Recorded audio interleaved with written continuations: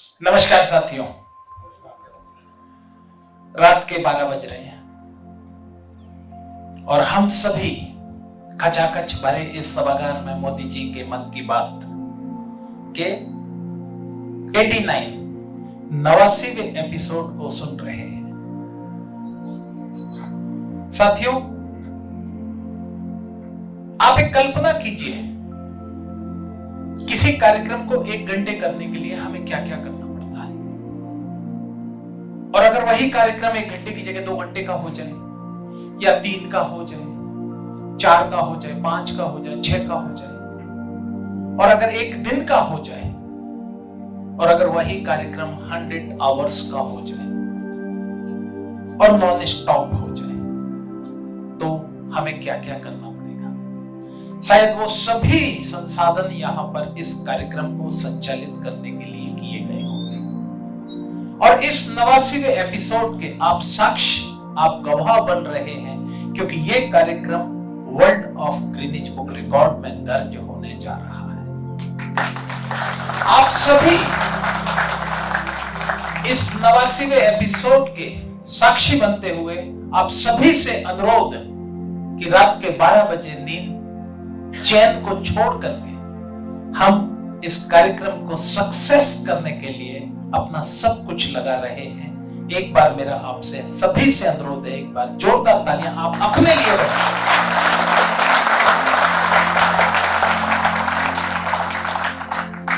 इस कार्यक्रम में तीनों अतिथि हमारे बीच में विराजित हैं। सबसे पहले मैं मुख्य वक्ता के रूप में माननीय श्री नीरज सिंघल जी, मशहूर इंडस्ट्रियलिस्ट, मैं उन्हें आमंत्रित कर रहा हूं, वे आए और डाइस पर अपना स्थान ग्रहण करें। नीरज सिंघल। कार्यक्रम की अध्यक्षता के लिए डॉक्टर एसी नायक जी, प्रिंसिपल आरकेडीएफ यूनिवर्सिटी हमारे बीच में है, मैं उनसे रिक्वेस्ट करता हूं आए और अपना स्थान ग्रहण करें।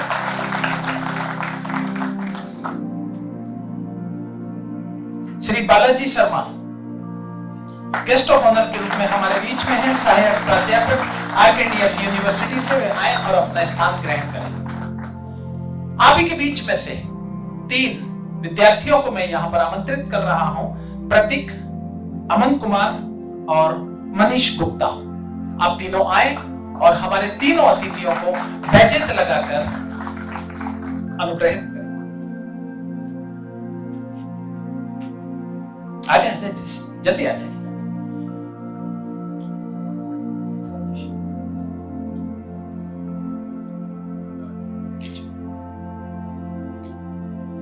आप उधर चले, एक मिनट वेट करें।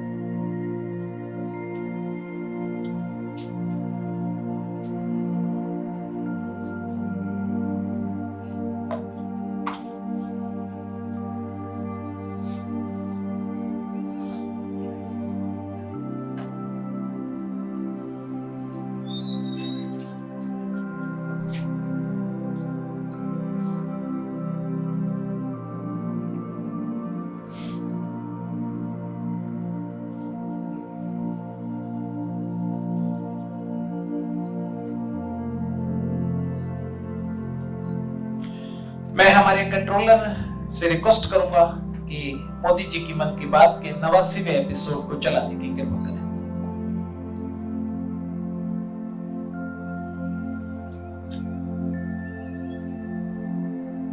नीरज चोपड़ा फिर से सुर्खियों में छाए रहे। ओलंपिक के बाद भी वो एक के बाद एक सफलता के नए नए कीर्तिमान स्थापित कर रहे हैं। फिनलैंड में नीरज ने पावो नुर्मी गेम्स में सिल्वर जीता। यही नहीं, उन्होंने अपने ही जेवलिन थ्रो के रिकॉर्ड को भी तोड़ दिया। क्वार्टन गेम्स में नीरज ने एक बार फिर गोल्ड जीतकर देश का गौरव बढ़ाया। ये गोल्ड उन्होंने ऐसे हालातों में जीता जब वहां का मौसम भी बहुत खराब था। यही हौसला आज के युवा की पहचान है। स्टार्टअप से लेकर स्पोर्ट्स वर्ल्ड तक भारत के युवा नए नए रिकॉर्ड बना रहे हैं। अभी हाल में ही आयोजित हुए खेलो इंडिया यूथ गेम्स में भी हमारे खिलाड़ियों ने कई रिकॉर्ड बनाए। आपको जानकर अच्छा लगेगा कि इन खेलों में कुल 12 रिकॉर्ड टूटे हैं। इतना ही नहीं, 11 रिकॉर्ड्स महिला खिलाड़ियों के नाम दर्ज हुए। मणिपुर की एम मार्टिना देवी ने वेट लिफ्टिंग में 8 रिकॉर्ड्स बनाए हैं। इसी तरह संजना, सोनाक्षी और भावना ने भी अलग अलग रिकॉर्ड्स बनाए हैं। अपनी मेहनत से इन खिलाड़ियों ने बता दिया है कि आने वाले समय में अंतर्राष्ट्रीय खेलों में भारत की साख कितनी बढ़ने वाली है। मैं इन सभी खिलाड़ियों को बधाई भी देता हूं और भविष्य के लिए शुभकामनाएं भी देता हूं। साथियों, खेलो इंडिया यूथ गेम्स की एक और खास बात है कि इस बार भी कई ऐसी प्रतिभाएं उभर कर सामने आई हैं जो बहुत साधारण परिवारों से हैं। इन खिलाड़ियों ने अपने जीवन में काफी संघर्ष किया और सफलता के इस मुकाम तक पहुंचे। इनकी सफलता में इनके परिवार और माता पिता की भी बड़ी भूमिका है। 70 किलोमीटर साइकिलिंग में गोल्ड जीतने वाले श्रीनगर के आदिल अल्ताफ के पिता टेलरिंग का काम करते हैं, लेकिन उन्होंने अपने बेटे के सपनों को पूरा करने के लिए कोई कोर कसर नहीं छोड़ी। आज आदिल ने अपने पिता और पूरे जम्मू कश्मीर का सिर गर्व से ऊंचा किया है। वेट लिफ्टिंग में गोल्ड जीतने वाले चेन्नई के एल धनुष के पिता भी एक साधारण कारपेंटर है। सांगली की बेटी काजोल सरगार, उनके पिता चाय बेचने का काम करते हैं। काजोल अपने पिता के काम में हाथ भी बटाती थी और वेट लिफ्टिंग की प्रैक्टिस भी करती थी। उनकी और उनके परिवार की मेहनत रंग लाई और काजोल ने वेट लिफ्टिंग में खूब वाहवाही बटोरी है। ठीक इसी प्रकार का करिश्मा रोहतक की तनु ने भी किया है। तनु के पिता राजवीर सिंह रोहतक में एक स्कूल के बस ड्राइवर हैं। तनु ने कुश्ती में स्वर्ण पदक जीतकर अपना और अपने परिवार का, अपने पापा का सपना सच करके दिखाया। साथियों, खेल जगत में अब भारतीय खिलाड़ियों का दबदबा तो बढ़ ही रहा है, साथ ही भारतीय खेलों की भी नई पहचान बन रही है। जैसे कि इस बार खेलो इंडिया यूथ गेम्स में ओलंपिक में शामिल होने वाली स्पर्धाओं के अलावा 5 स्वदेशी खेल भी शामिल हुए थे। ये 5 खेल है गटका, थांग-ता, योगासन, कलरिया पट्टू और मनखम। साथियों, भारत में एक ऐसे खेल का अंतर्राष्ट्रीय टूर्नामेंट होने जा रहा है जिस खेल का जन्म सदियों पहले हमारे ही देश में हुआ था।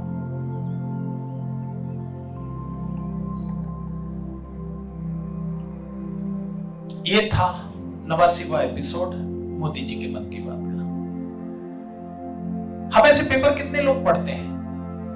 पेपर, न्यूज पेपर आज का कितने लोगों ने पढ़ा? किसी ने नहीं पढ़ा। अच्छा, एक जिस व्यक्ति की चर्चा अभी मोदी जी ने की, आज उसका उस पेपर में फोटो छपा, वो व्यक्ति कौन है? यस, नीरज चोपड़ा। जब मोदी जी ने अभी अपने मन की बात की शुरुआत की तो उसी व्यक्ति के नाम से की। आज भास्कर ने उसको छापा है। ये कोइंसिडेंट है कि हम शाम को नीरज चोपड़ा को, शाम को क्या कहें, रात को कहें या सुबह कहें, हम मोदी जी के मन से सुन रहे हैं उसका नाम। साथियों, इस देश का प्रधानमंत्री आदरणीय मोदी जी ही एक ऐसे व्यक्ति हैं जिसके मन में हर वर्ग को लेकर के विचार आता है। और अगर आप उनके मन की बात को अगर आपने पूरा सुना हो, मुझे नहीं पता आपने कौन सा है और कितने एपिसोड सुने होंगे, बट कल हम 104 नंबर का एपिसोड कल यहीं पर सुनेंगे। ऊपर जो सभागार है उसमें हम 104 नंबर का एपिसोड सुनेंगे 10 से 12 बजे तक कल इस कार्यक्रम का, जो 23 तारीख से लेकर के कल 12 बजे तक चलेगा। नॉन स्टॉप 100 एपिसोड हम इसमें दिखा रहे हैं, 100 वक्ताओं से, मुख्य वक्ताओं से आपको मिला रहे हैं। और 100 आप जैसे श्रोता, जो मिनिमम बता रहा हूं, लेकिन मैंने किसी भी आवर्स में 100 नहीं देखे, 100 से ऊपर ही देखे हैं, चाहे वो संख्या 150 तक भी गई हो, लेकिन इस सभागार को मैंने भरा हुआ देखा है। आप सभी को एक बार पुनः ढेर सारी शुभकामनाएं, साधुवाद इस कार्यक्रम को शानदार सफल बनाने के लिए। मैं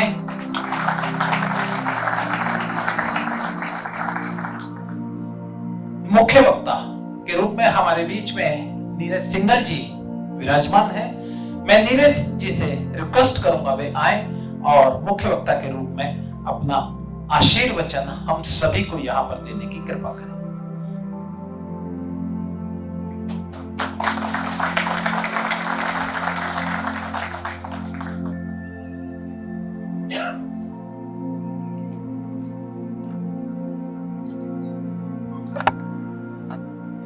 साथियों नमस्कार।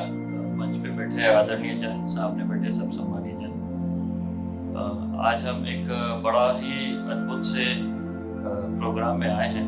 और मुझे भी जब न्योता मिला, मैंने भी बड़ा सोचा नहीं था कि इस तरह का प्रोग्राम होगा। और मैं बड़ा विस्मित हूँ देख के कि रात के 12-1 बजे और आप लोग सब बैठे हैं और इस तरह का लगातार प्रोग्राम चल रहा है। शायद मैंने अपनी ज़िंदगी में पहली बार देखा होगा। आप लोगों ने भी शायद ऐसा कोई प्रोग्राम कभी अटेंड नहीं किया होगा।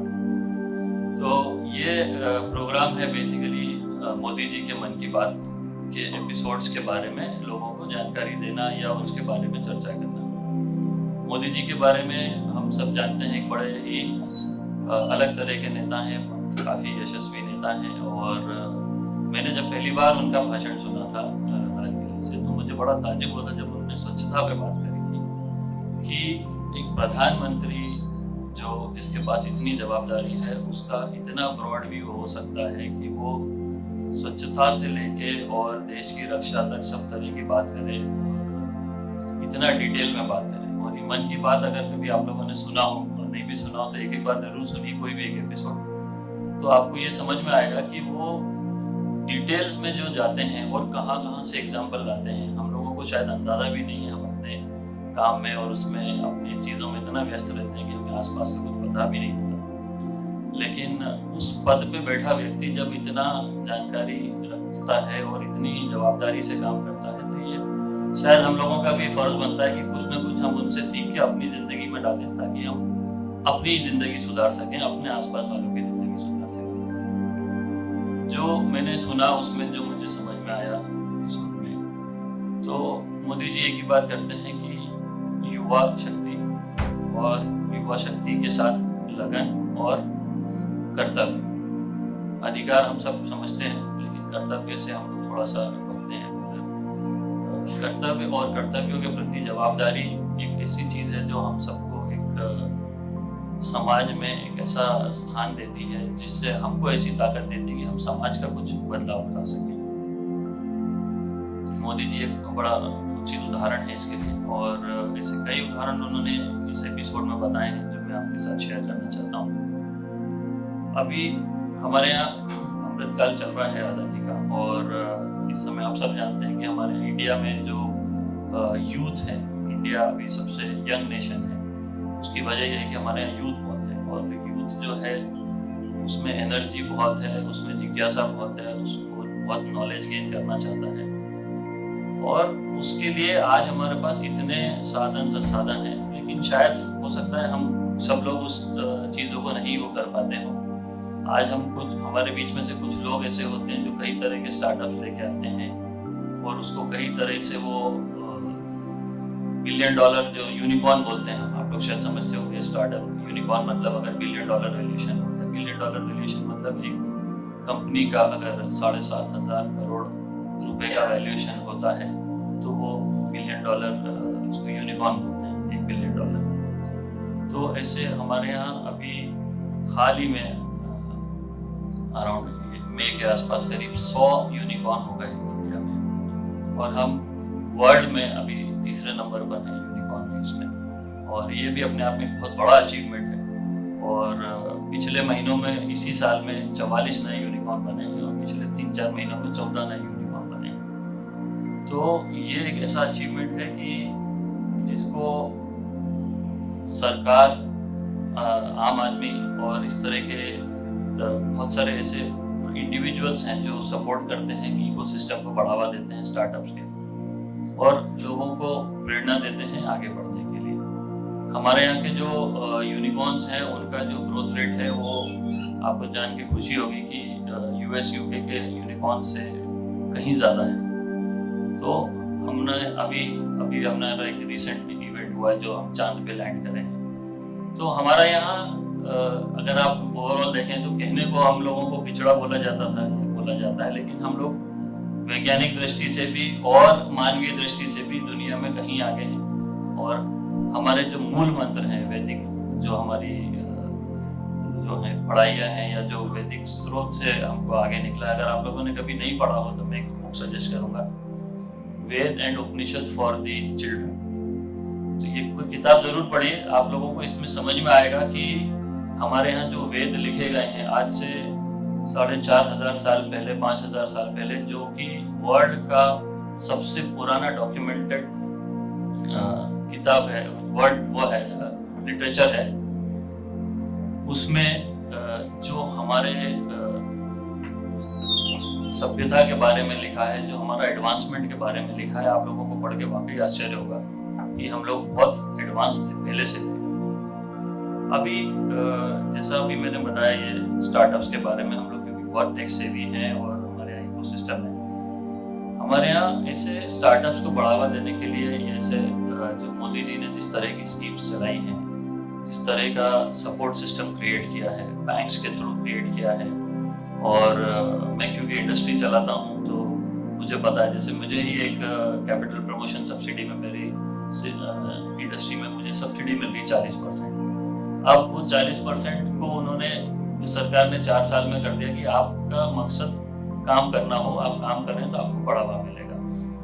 उसके लिए उन्होंने कई, अभी बीनेस्ट वगैरह आप लोगों ने सुना होगा किसी ने, एग्रीकल्चर के क्षेत्रों में बहुत ज़्यादा स्कोप है। मुझे पता नहीं आप आर्किटेक्ट से कौन से स्ट्रीम से हैं, लेकिन अभी मैं एक फिलहाल हाल ही में एक हॉर्टिकल्चर के इवेंट में गया था, तो मुझे बड़ा ताज्जुब हुआ सुन के कि कितनी तरह की स्कीम्स हैं, सब्सिडीज हैं, जिनकी जानकारी शायद लोगों को नहीं है, जो होनी चाहिए, और इतना बढ़ावा दिया जा रहा है कि बच्चे जो यंग यूथ हैं, जो एंटरप्रेन्योर बनना चाहते हैं, बने।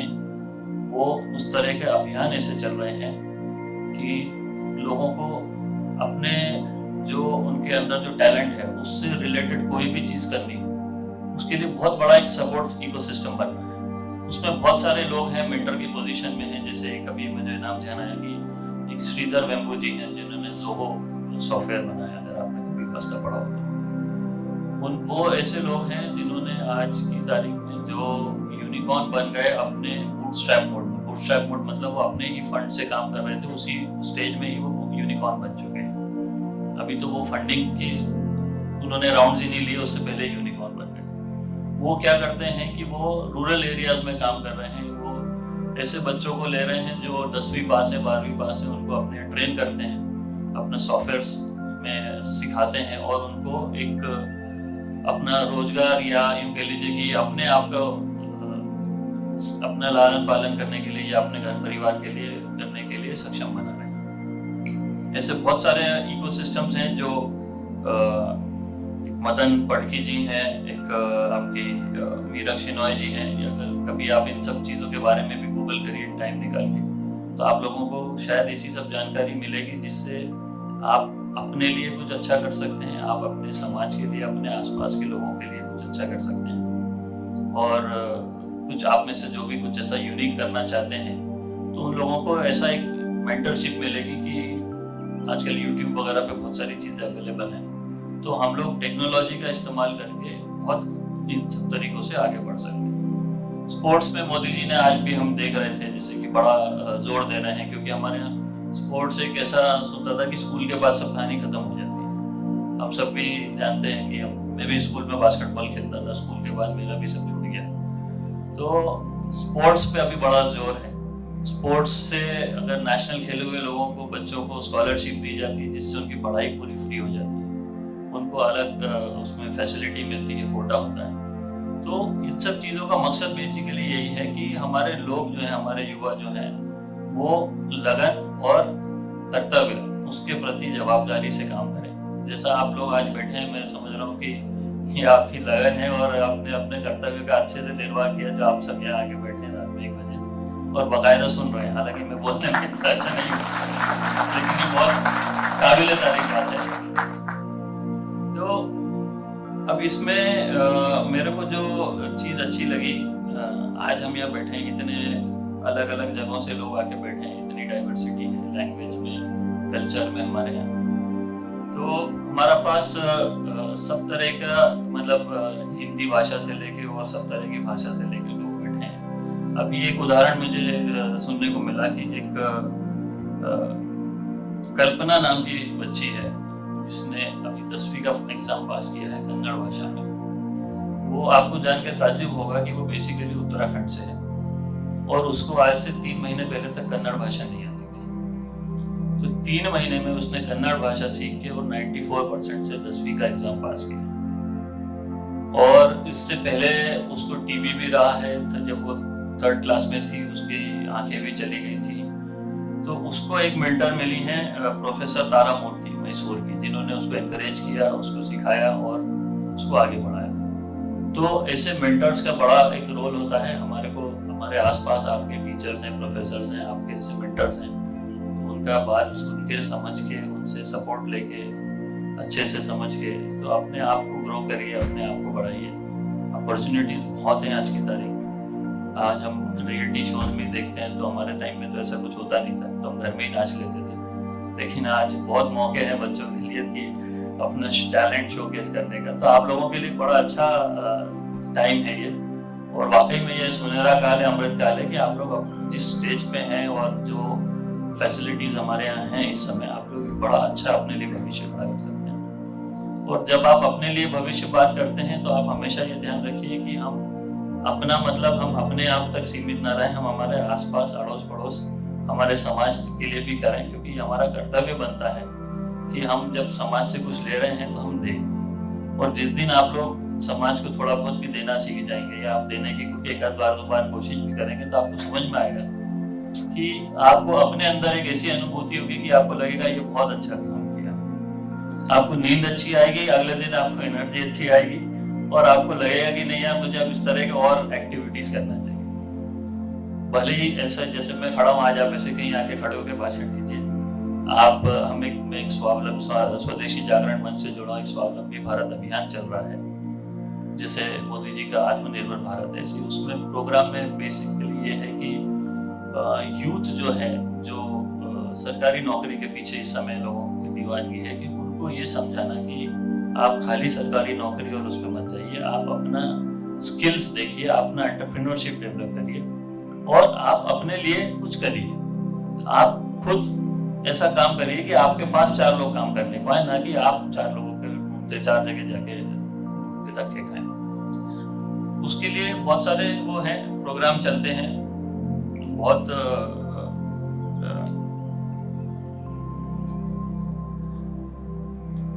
गवर्नमेंट के जो आपके सेंटर्स हैं, ऐसे स्किल डेवलपमेंट के सेंटर्स भी बन गए हैं, अब तो काफ़ी यूनिवर्सिटीज़ भी आ गई हैं। ऐसे बहुत सारे ऑप्शंस हैं जहाँ से आप सीख सकते हैं। आपके पास बहुत सारे, कोई भी आपको ऐसे कुछ करना है, प्रोजेक्ट करने हैं, तो उससे रिलेटेड है, एग्रीकल्चर में है, हॉर्टिकल्चर से आप कर सकते हैं, DIC में जाके आप सीख सकते हैं। मेंटरशिप अभी हमारे यहाँ तो स्काई करके एक योजना चल रही है, सीखो कमाओ योजना, तो उसमें आप लोग एनरोल कर सकते हैं, जिससे आपको बहुत ट्रेनिंग भी मिलती है, उसमें आपको अप्रेंटिस भी मिलती है और काम भी मिलता है सीखने को। अब इन सब चीज़ों को देखते हुए मेरे को ये समझ में आता है कि हमारे पास सिस्टम है, सब चीज़ है, हमको जवाबदारी है हमारे ऊपर। तो जवाबदारी हमारी जो रिलेटेड है वो सिर्फ समाज तक नहीं है, हमको अपना एनवायरनमेंट भी ध्यान देना है। क्योंकि मैं कई बार मैं अगर कॉलोनी में रहता हूँ तो मैं कलियासोत डैम तक जाता हूँ वॉक करने। तो मुझे बड़ा देख के डैम बड़ा अच्छा लगता है, देख के वाटर बॉडीज आप लोग भी गए होंगे सब लोग, तो बहुत अच्छा लगता है। लेकिन हमारी सबसे बड़ी दुख की बात क्या लगती है कि जो लोग जाते हैं वो चिप्स खाया तो वहाँ फेंक दिया, पानी पिया तो ग्लास फेंक दिया, बॉटल फेंक दी कि जैसे पीछे से कोई आएगा जो आके साफ करके जाएगा। तो ये हम लोगों के कर्तव्य, अधिकार तो है कि हम घूम लें फिर लें, लेकिन हम अपने कर्तव्य भी निभाएं कि भाई हम जहाँ जा रहे हैं हम वो जगहों को कम से कम साफ करते हैं। यहाँ तक कि लोग रिलीजियस टूर पर जाते हैं, बद्रीनाथ केदारनाथ जाते हैं, वहाँ भी गंदगी करके आते हैं। तो ऐसे कई लोग हैं जो यही काम कर रहे हैं। एक मनोज बेंजवाल जी हैं रुद्रप्रयाग से, जो 25 साल से ये काम कर रहे हैं कि रिलीजियस प्लेसेस पर जाके सफाई करते हैं, प्लास्टिक वगैरह जो लोग फेंक जाते हैं। एक आपके सुरेंद्र जी हैं गुप्त काशी से, उन्होंने तो एक अभियान चला दिया, उस अभियान का नाम रखा है मन की बात। और वो अभियान ये है कि जितनी रिलीजियस प्लेसेस हैं वहाँ जाके सफाई करें। तो ये हम लोगों की जवाबदारी है, हम लोगों का कर्तव्य है कि हम कभी इस तरह से कहीं भी जाते हैं तो हम कुछ इस तरह का हम खुद से आगे बढ़ के ना करें, दूसरों को रोकें, और हो सके तो हम 2-4 पन्नी उठा के साफ सफाई कर देंगे तो हमारा ही भला होना है, आगे जो दूसरा आएगा उसका भी भला होना है। और एग्जाम्पल हम ऐसे ही सेट कर सकते हैं। आज हम खुद अगर कुछ करेंगे तो कल को दूसरे को भी बोलने को होगा कि भाई आप भी हाथ। हैविंग सेड दैट, इसमें भी ऐसे अपॉर्चुनिटीज हैं, शायद आप ऐसा कुछ करें तो इसमें भी कोई एक यूनिक चीज निकालिए, कुछ उसमें भी कोई स्टार्टअप बना लीजिए कि कोई बायोडिग्रेडेबल आप निकाल दीजिए कि भाई मैं ऐसा कुछ बना दूं कि पन्नी अपने आप ही गल जाएगी, या मैं उस पन्नी को लेके उससे कोई एक ऐसा प्रोडक्ट बना दूं, या वहाँ जो कचरा मिल रहा है उससे लेके मैं कुछ ऐसी चीज बना दूं कि जिससे मैं उससे मैं कुछ $multi-billion कंपनी बना लूं, या कुछ ऐसा यूजफुल प्रोडक्ट बना दूं। पैसा सब कुछ नहीं होता, पैसा हर चीज नहीं होती, लेकिन कुछ ऐसा कर दूं कि जो समाज के प्रति मेरी जवाबदारी मैं अपनी पूरी करूं और समाज का कुछ भला कर सकूं। तो ये हम लोगों का एक बड़ा सिंपल सा वो है जो कर्तव्य हम बड़ा आसान है निभाना। मतलब हम खुद अगर कचरा नहीं फेंकेंगे तो हम अपने आप हम कुछ अच्छा कर लेंगे। इंदौर इस मामले में आप लोगों ने सबने पढ़ा होगा, एक बड़ा एग्जाम्पल सेट किया। आज भी मैं पढ़ रहा था, उसको अवार्ड मिला है स्मार्ट सिटी में इंदौर को, और मध्य प्रदेश को पहला अवार्ड मिला है। इंदौर ने सबसे ज्यादा तरीके से आज जो कचरे का वो लोग कर रहे हैं, वेस्ट मैनेजमेंट जो कर रहे हैं, सबसे अच्छा है उनका इंडिया में। और वो घर से ही अपना कचरा डिस्पोज ऑफ कर देते हैं, सड़कों पे तो आने ही नहीं देते। हमारे यहाँ भी हम थोड़ा पीछे हैं, लेकिन उम्मीद है हम भी उसको कैचअप करेंगे। तो आप लोगों से भी यही गुजारिश है। और एक मेरी गुजारिश ये जरूर है कि हम जब समाज का एनवायरनमेंट का ध्यान रखते हैं तो हम सबसे पहले अपना भी एक ध्यान रखें। हम योग जैसी चीज जो है, हम शायद आप में से कितने लोग करते हैं योग, मुझे पता नहीं करते हैं, चलो अच्छी बात है। तो योग मैंने भी अभी चालू किया 2 साल पहले, लेकिन मुझे एक चीज महसूस हुई कि योग जो है एक आपका बॉडी, माइंड और सोल की हेल्थ के लिए, योग पतले दुबले होने के लिए नहीं है, मैं भी नहीं हो पाया उससे, लेकिन योग से आपका मन जो है, दिमाग जो है, वो न सिर्फ शांत होता है बल्कि वो स्वस्थ होता है। आपको स्थिरता मिलती है, आपको सोचने की शक्ति मिलती है, आपको आपके अंदर एक ऐसा भाव जागता है कि आपको ये महसूस होता है कि मेरे अंदर एनर्जी एक अलग तरह की है। और मेरा ये मानना है कि जो भी अगर आप सुबह उठ के शाम को कभी योग करते हैं तो आपके अपने करियर के लिए, क्योंकि आप लोग पढ़ाई कर रहे हैं तो आप लोगों को ध्यान लगाने की जरूरत है, ध्यान से पढ़ने की जरूरत है, फोकस की जरूरत है। तो योग जैसी जो चीजें हैं ये आपको बहुत ही लाभकारी होती हैं। और ये अगर आप करते हैं, आप सिंपल उसमें प्राणायाम प्रैक्टिस करिए, ब्रीदिंग प्रैक्टिस करिए, या आप छोटा मोटे आसन भी कर सकते हैं, ऑनलाइन भी देख के बाबा रामदेव सिखा देते हैं। तो आपके फ्यूचर के लिए, आपके लिए अपने आप में बहुत अच्छी चीज है।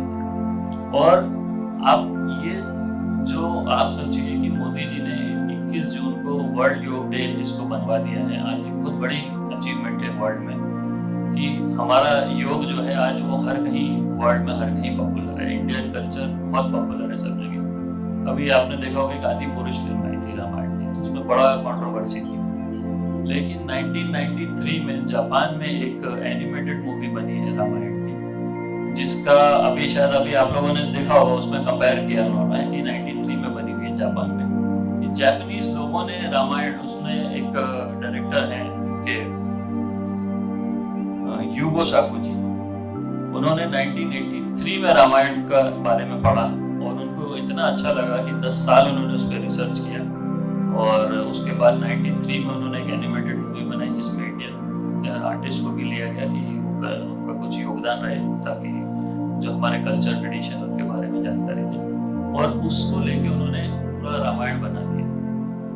जापान में और भी ऐसे लोग हैं जो आप लोग यकीन नहीं मानेंगे कि महाभारत का सीरियल, उसके एपिसोड को बना रहे हैं, कर रहे हैं और 9 अलग अलग देशों में लोकल आर्टिस्ट को लेके करते हैं। तो हमारा एक देश जो है, हमारा जो कल्चर जो है इतना वास्ट है, इतना ऑनरेबल है, इतना बृहद है कि हम लोग अगर हम अपने आप को, हमारा आदत नहीं है जैसा वेस्टर्न कंट्रीज का है अपने आप को सुपीरियर समझने का, लेकिन हम लोग अगर देखें तो हम लोग कहीं ज्यादा उनसे आगे हैं।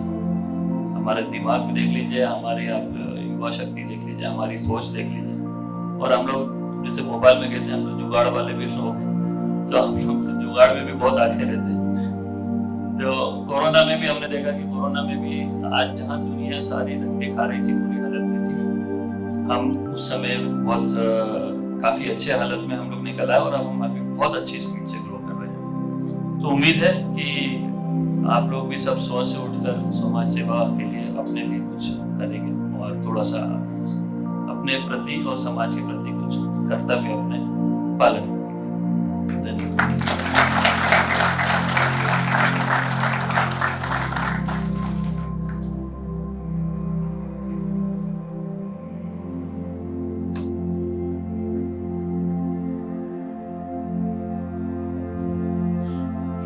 बहुत बहुत धन्यवाद नीरज जी, आपने बहुत ही सारगर्भित अपना उद्बोधन हमारे सभी स्टूडेंट्स को दिया। मैं उम्मीद करता हूं आप जो भी सुन रहे हैं, निश्चित रूप से आप यहाँ से अगर अपनी रात में नींद खराब कर रहे हैं तो कुछ न कुछ आप यहाँ से लेकर के भी जा रहे होंगे। मैं यहाँ पर हमारे अध्यक्ष कार्यक्रम की अध्यक्षता कर रहे हैं बालाजी शर्मा जी। बालाजी शर्मा, मैं उन्हें यहाँ पर आमंत्रित कर रहा हूँ, वे आए और अपना संक्षिप्त उद्बोधन दें।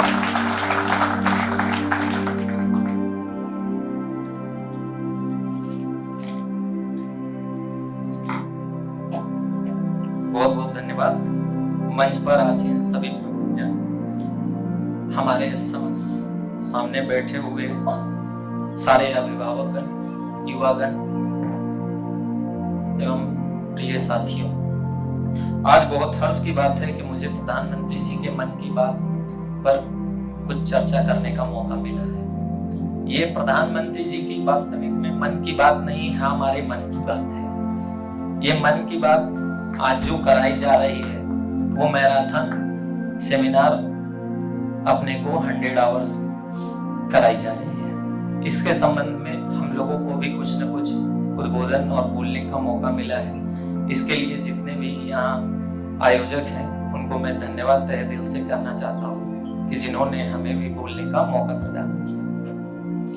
89 एपिसोड मन की बात पे चर्चा चल रही है, जिसमें प्रधानमंत्री मोदी जी ने स्टैंड अप इंडिया और स्किल डेवलपमेंट और स्टार्टअप इंडिया की बात की है। स्टार्टअप इंडिया में जिसकी शुरुआत प्रधानमंत्री मोदी जी के द्वारा 2016 में दिल्ली के विज्ञान भवन में किया गया था, जिसका एकमात्र उद्देश्य था युवाओं को स्वरोजगार देना, युवाओं को स्वावलंबी बनाना, जिससे वो अपने आप को इस तरीके से अपने देश में कायम कर सकें कि दूसरे का मुंह न देखना पड़े कि हाँ हम कहीं नौकरी के लिए लाइन में खड़े हैं। युवाएं अपने आप को इस तरीके से खड़ा कर सकें कि उन्हें किसी का इंतजार न करना पड़े। आज प्रधानमंत्री जी की दूरदृष्टि का ही परिणाम है कि 2016 में लगभग 500 स्टार्टअप थे, वो आज बढ़कर 1 लाख से ऊपर हो गए हैं। एक department of promotion and industries and trade के अनुसार 14 जुलाई 2021 तक 52,321 स्टार्टअप शुरू हुए हैं, जिसमें लगभग 5,70,000 लोगों को स्वरोजगार मिला है। आज बदलते हुए भारत का स्वरूप यह है कि कम से कम भारत में 100 यूनिकॉर्न से ऊपर चले गए हैं। जैसा कि भाई साहब ने बताया, अभी एक यूनिकॉर्न का मतलब है कम से कम 7,50,000 करोड़ का स्टार्टअप। लगभग टोटल वैल्यूएशन 3.3 बिलियन का है। इंडियन रुपीस में बात करें तो 25 लाख करोड़ से भी ज्यादा। आज ये हमारे युवाओं शक्ति का परिणाम है कि स्टार्टअप के द्वारा इतनी चीजें शुरू करी जा रही है। यह बात आज हिंदुस्तान के लिए गर्व की है और हैरान करने वाला भी है कि गत वर्ष और प्रति वर्ष यूनिकॉर्न की संख्या बढ़ती जा रही है। ये प्रधानमंत्री जी का दूर का विजन है, जिसके द्वारा आज पूरे भारतवर्ष में अपना परचम लहराया जा रहा है। कोरोना काल के पैंडेमिक इतनी भारी संकट के दौरान भी हमारे जितने भी स्टार्टअप हुए और उसके बाद भी इतने भी स्टार्टअप हुए, जिसके कारण आज वेल्थ वैल्यू क्रिएट होती जा रही है। आज हमारे देश में युवा साथी हर क्षेत्र में काम कर रहे हैं, चाहे वो बायोडिग्रेडेबल फ्यूल की बात हो, डिजिटल पेमेंट की बात हो, चाहे वो ई कॉमर्स ट्रेडिंग की बात हो। आज स्टार्टअप की दुनिया न्यू इंडिया को रिफ्लेक्ट कर रही है। आज का भारत बदलता हुआ भारत है, नया भारत है, जिसमें न्यू इंडिया का संकल्प है, न्यू इंडिया इनोवेटिव आइडिया और नए नए सारे इनोवेशन हो रहे हैं। आज का भारत प्रधानमंत्री जी के आह्वान का साक्षात्कार करने में लगा हुआ है। आज भारत में 5वीं सबसे बड़े अर्थव्यवस्था बना है। आज भारत का स्टार्टअप दुनिया में एक ऐसा है कि सभी को मार्गदर्शन करने के योग्य है। आज का भारत एक ऐसा मेंटर है जिन्होंने अपने मार्गदर्शन से रिमोट एरिया, विलेज एरिया में भी अपने योगदान को कर रहा है। आज पूरे विश्व में भारत के प्रति एक नया विश्वास जगा है, चाहे वो मेक इन इंडिया के तौर पे हो, चाहे वो स्टार्टअप इंडिया के तौर पर हो। आज का भारत धरती से लेकर चांद तक अपना परचम लहरा रहा है। ये बदलते हुए भारत का परिणाम है। आज हमारे साइंटिस्ट ने वो करके दिखाया है जो पहले कोई नहीं करके दिखाया। आज हम चांद तक पहुंच गए हैं और भारत नंबर 1 पे अपना परचम लहरा रहा है। आज भारत ट्रेड से लेकर टेक्नोलॉजी तक में अपनी आइडिया को योगदान देने में लगा हुआ है और बदलते हुए भारत का स्वरूप दिखा रहा है। आज प्रधानमंत्री जी के द्वारा चंद्रयान 2 का, जहां पर क्रैश लैंडिंग हुई थी चंद्रयान 2 का, उसका भी नामांकन किया गया है, जिसका प्रधानमंत्री जी के द्वारा जो नामांकन किया गया है उसका नाम तिरंगा है। और चंद्रयान 3 का भी आज ही नामांकन किया गया है, जिसको प्रधानमंत्री जी आज ब्रिक्स समिट से आने के बाद सर्वप्रथम सारे साइंटिस्टों से मिले। उसके बाद आज ही चंद्रयान 3 का भी नामांकन किया गया है। चंद्रयान 3 का नाम पता है किसी को? शिव शक्ति। शिव शक्ति चंद्रयान 3 का नाम दिया गया है, जहां पर चंद्रयान की सफल लैंडिंग हुई है। इसके अलावा मैं कुछ सब्जेक्ट से अलग बात करना चाहता हूं। 2014 से पहले और 2014 के बाद जितनी भी चीजें आज के डेट में चेंजेस आ रही है, वो माननीय प्रधानमंत्री जी का दूरदृष्टि का परिणाम है। आप किसी भी क्षेत्र में लेकर देखें, जैसे कि 2014 से पहले पूरे भारतवर्ष में या पूरे क्षेत्र में कितने एम्स हॉस्पिटल थे, किसी को है जानकारी? 2, 2014 से पहले। आज के डेट में भारतवर्ष में हर राज्य में जहां कुछ गलती हो आप हमें करेक्ट कर सकते हैं। आज पूरे भारतवर्ष में हर राज्य के राजधानी में एम्स है और जहां न भी हो वहां अंडर कंस्ट्रक्शन है। आज के डेट में 2014 से पहले पूरे भारतवर्ष में लगभग 70 के अप्रोक्स एयरपोर्ट थे, आज लगभग दुगनी एयरपोर्ट हो गई है। काम किस प्रकार से डिलीवर होता है वो माननीय प्रधानमंत्री जी ने करके दिखाया है कि इस देश में भी काम किस प्रकार से होता है। 2014 से पहले किस तरीके से किस गतिविधि के द्वारा काम किया जा रहा था और 2014 के बाद किस तरीके से गति से काम किया जा रहा है, ये आज उसका उदाहरण है। आज भारत अपने आप को हर चीज में परचम के तौर पर देख रहा है और परचम लहराने के युग आगे बढ़ रहा है। 2014 से पहले और 2014 के बाद और क्या क्या चीजें हुई हैं उस पर मैं थोड़ा प्रकाश डाल रहा हूँ। आज विश्व का सबसे बड़ा स्टेडियम भारत में है। आज विश्व का सबसे बड़ा स्टैचू भारत में है। आज विश्व का सबसे ज्यादा ऑनलाइन ट्रांजैक्शन भारत में है। ये सभी चीजें दूरदर्शी परिणाम का ही फलस्वरूप है। किसी कार्य को करने के लिए आप चाहें कि 4 दिनों में अपन किसी भी चीज के परिणाम फलस्वरूप आए, तो ऐसा होता नहीं है, उसमें समय लगता है। लेकिन प्रधानमंत्री जी के कार्यकाल में 9 सालों में जितने भी कार्य हुए हैं वो आज के डेट में देखने योग्य है। आज जितने भी रोड की काम चल रहे हैं, आज पूरे वर्ल्ड में सबसे तेजी से रोड भारत में ही बन रहे हैं। एक चीज और मैं बताना चाहूंगा, 2014 से पहले अपने यहाँ भारत में जो भी गणमान्य अतिथि बाहर से आते थे, उनको भारत के गिफ्ट के तौर पर ताजमहल दिया जाता था। जो भी बाहर से हमारे गणमान्य अतिथि आते थे, वो प्राइम मिनिस्टर हो या जो भी मिनिस्टर लोग हो, उनको हमारे तरफ से ताजमहल दिया जाता था गिफ्ट के तौर पे।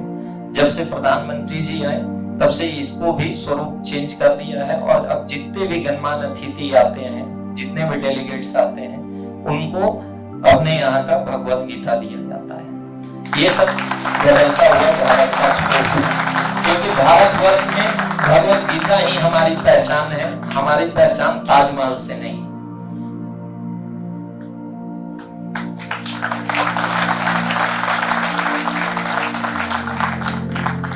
मुझे यहाँ पर बोलने का मौका दिया गया, इसके लिए ये जो प्रोग्राम जो भी आयोजन किए हैं उन सभी का मैं धन्यवाद करना चाहता हूँ। और मैं आरकेडीएफ यूनिवर्सिटी का भी धन्यवाद करना चाहता हूँ तहे दिल से, कि उन्होंने हमें इस लायक समझा कि मैं मंच पर कुछ बोल पाऊँ, कुछ बोल सकूँ। इसके लिए पूरे आरकेडीएफ यूनिवर्सिटी और टीम और हमारे सारे अभिभावक गणों को मैं धन्यवाद देना चाहता हूँ, जिन्होंने हमें आज बोलने का मौका दिया।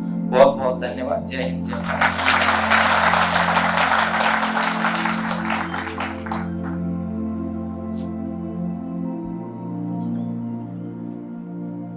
सर ने बहुत अच्छी बात कही, लेकिन सर एक बात और है, अब विश्व गुरु भी भारत ही है, ये भी हम मान लें, विश्व गुरु भी भारत ही है।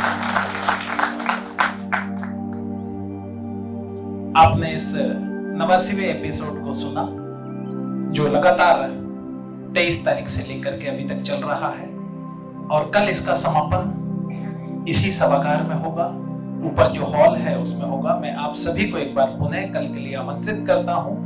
10 से 12 बजे तक उस समापन समारोह को चलेगा, जिसमें मोदी जी 104वें एपिसोड में अपने मन की बात भी करेंगे। वो भी यहीं पर हम आपको लाइव टेलीकास्ट दिखाएंगे। तो आप में से जो भी महानुभाव कल यहाँ आना चाहे, उसका स्वागत है। कार्यक्रम को आगे बढ़ाते हुए हम अपने सभी अतिथियों को स्मृति चिन्ह के रूप में मोदी जी की मन की बात की किताब हम उन्हें गिफ्ट करना चाहते हैं। मैं राघवेंद्र जी को एक बार पुनः ऊपर आमंत्रित करता हूं, वे आए और हमारे अतिथियों को मोदी जी द्वारा लिखित मन की बात हम उन्हें भेंट करें।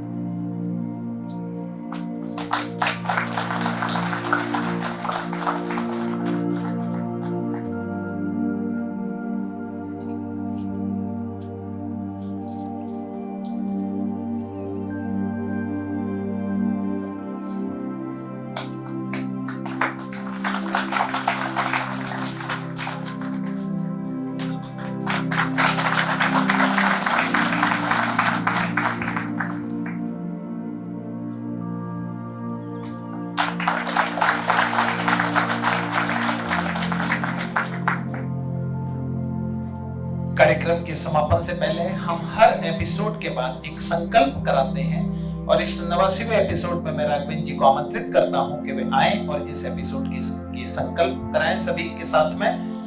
और साथियों, जाने से पहले बाहर हम सभी का एक ग्रुप फोटोग्राफ्स करेंगे। बाहर जो स्टेयर है वहां पर आप खड़े हो सकते हैं, फिर अतिथि आपके साथ आकर के वो फोटोग्राफ्स हम सब साथ में करेंगे। कृपया कर सभी अपने अच्छा बैठे रहिए प्लीज जी।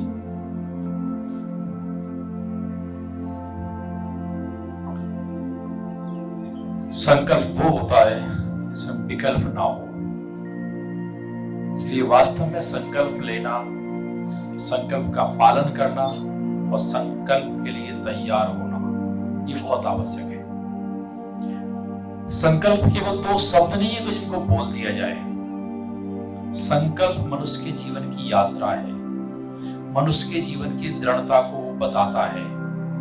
अगर हमारे संकल्प का आशय अगर हमने नहीं समझा तो मुझे लगता है संकल्प केवल दो शब्द हो जाएंगे, और अगर संकल्प के आशय को समझ लिया तो संकल्प मंत्र हो जाएगा। तो जो शब्द और मंत्र के बीच का अंतर है वही संकल्प है। एक बहुत बड़े कवि हुए हैं, उनकी कविता है, वो बोलते हैं, बड़ा लक्ष्य क्या होता है, बड़ा लक्ष्य क्या होता है पूछा मेरे मन ने। बड़ा लक्ष्य हो, बड़ी तपस्या, बड़ा हृदय मृदुवाणी, श्रेय राम का, दोष हमारा, यह प्रवृत्ति कल्याणी। अगर जीवन में सफल होना है और जीवन में सफलता के लिए अगर और मगर कोई शब्द नहीं है, मनुष्य ईश्वर ने बना के भेजा है तो सफल होना ही है, तो इन पंक्तियों को अपने जीवन का मंत्र बना लीजिए। छोटे लक्ष्य से कभी कोई आगे नहीं बढ़ सकता। लक्ष्य कैसा चाहिए? बड़ा लक्ष्य। अब बड़ा लक्ष्य हर कोई पूरा कर सकता है क्या? बड़ी आसानी से पूरे हो जाएंगे क्या? तो बड़े लक्ष्य के लिए बड़ी तपस्या चाहिए,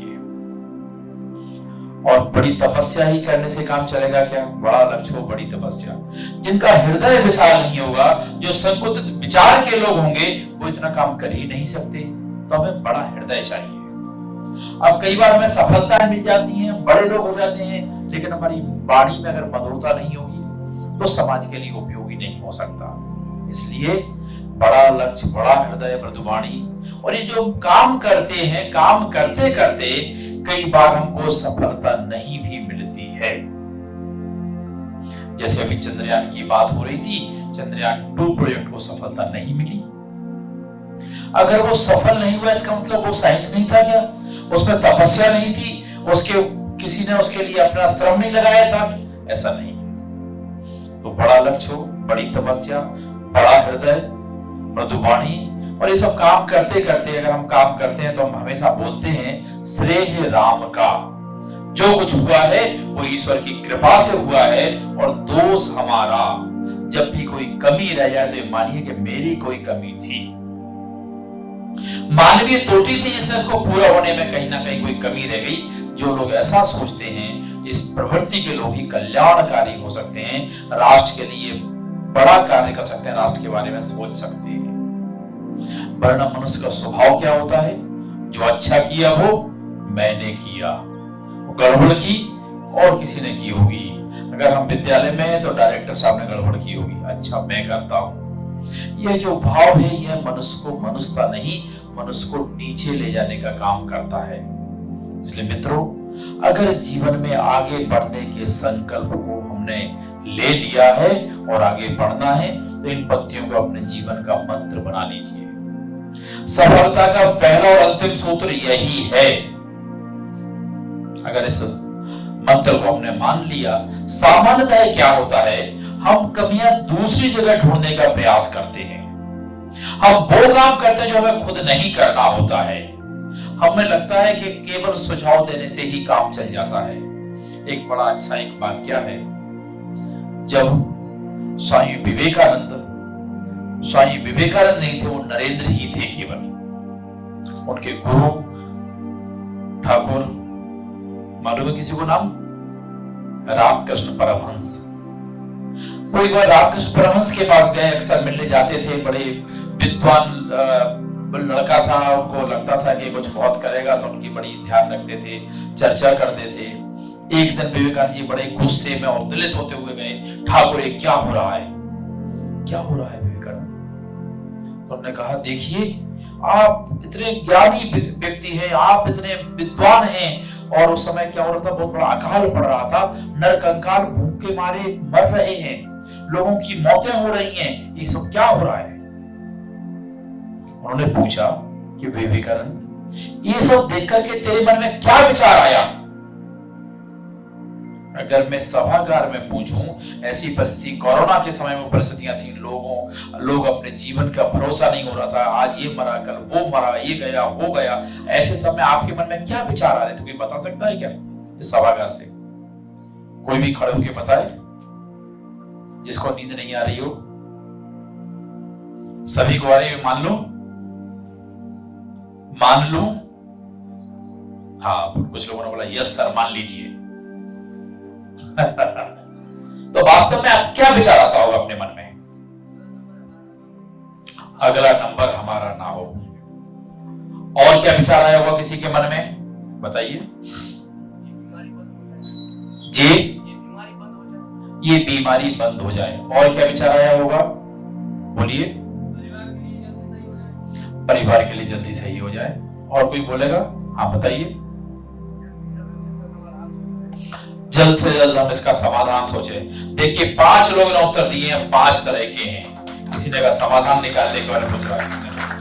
तो जब रामकृष्ण देव ने पूछा कि विवेकानंद तुम्हारे मन में इसके बाद क्या विचार आ रहे हैं? विवेकानंद कहते हैं, गुरुदेव मुझे इन पर दया आ रही है।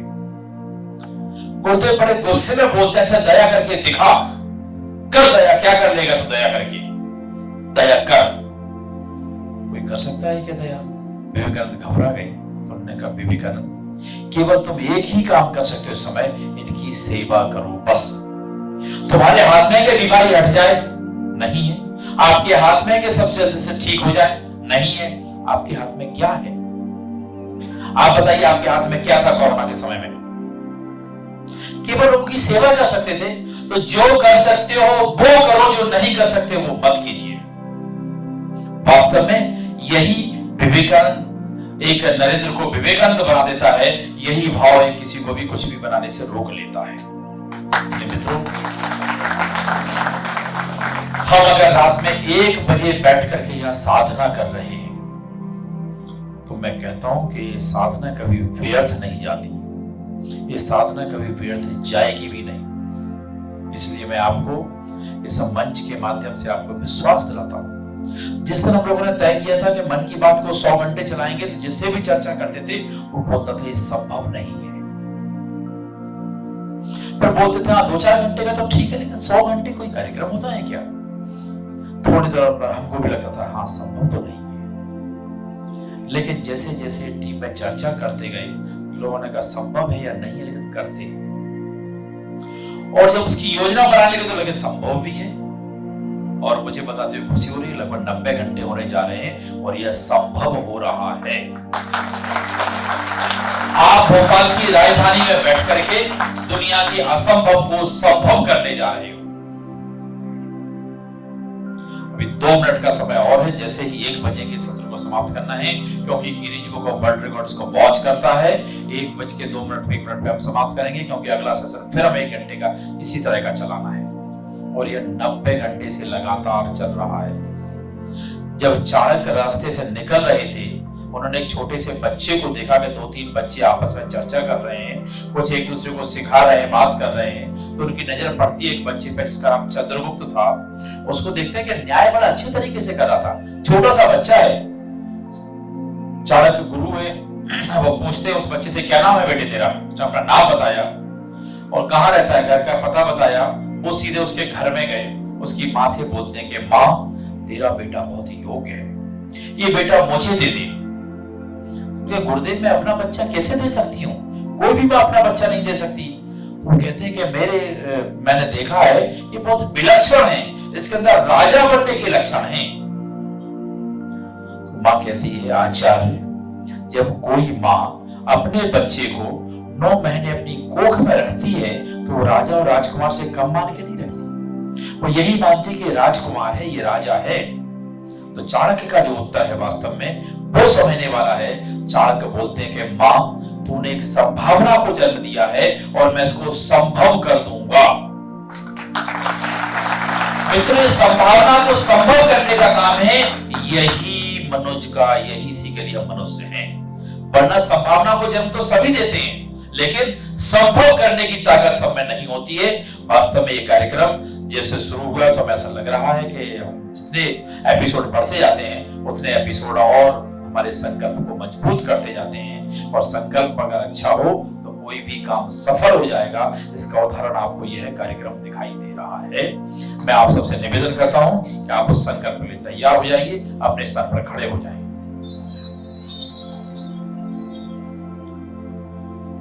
अपना दायां हाथ सामने कर लीजिए। पूरे मनोयोग से, अंतः शक्ति से हम जो शब्द बोल रहे हैं, ये शब्द नहीं है, ये हमारे लिए जीवन मंत्र है। यह मान करके संकल्प को लेना। मैं संकल्प लेता हूं कि भारत सरकार द्वारा शुरू किए गए डिजिटल इंडिया कार्यक्रम में सकारात्मक योगदान दूंगा एवं डिजिटल साक्षरता की दिशा में स्वयं या यथासंभव रूप से आजीवन सहभागिता करूंगा और इस कार्य के लिए दूसरों को भी प्रेरित करूंगा। इस व्रत का आजन्म पालन करूंगा। भारत माता की, भारत माता की, भारत माता की। सम्माननीय मंच को बहुत बहुत धन्यवाद। आप सभी को बहुत बहुत धन्यवाद। हम बाहर एक ग्रुप फोटो लेंगे।